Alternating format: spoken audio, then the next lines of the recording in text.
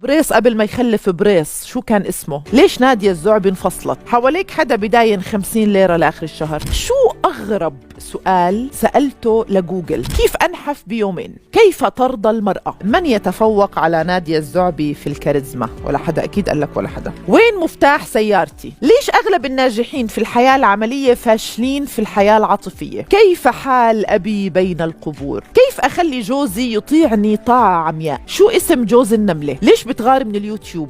أمي وين بدها تروح لما بدها تترك البيت وتهج؟ واحدة سألت جوجل قالت له شو أطبخ بكرة؟ واحد قال له كيف ممكن أعدل بين زوجاتي الثلاثة؟ من وين أمي بتجيب المصاري؟ الحد الأقصى للمبلغ اللي ممكن أسحبه من الاي تي ام وأنا ما في بحسابي بالبنك غير ليرتين. واحد بيقول فردة الجرابات اللي بتضيع وين بتروح؟ ليش أولادي بيكرهوا البامية؟ ليش بنت حماي عقربة؟ هلا أنا لأني حلوة كتير ممكن يصير معي سكري؟ جاوبوها أنتو. ليش عم بخون مرتي مع إنها أحسن ست بالعالم؟ لأنك ناقص. ليش أنا وحظي مش متفاهمين؟ هو زي الخشبة وأنا مغناطيس. ليش أبوي وأمي اتطلقوا وإحنا صغار؟ ليش أبوي بحب أخوي أكثر مني؟ ليش الحرام سهل والحلال صعب؟ ليش الحق ما إله صوت؟ ليش أولادي يرموني بدار العجزة؟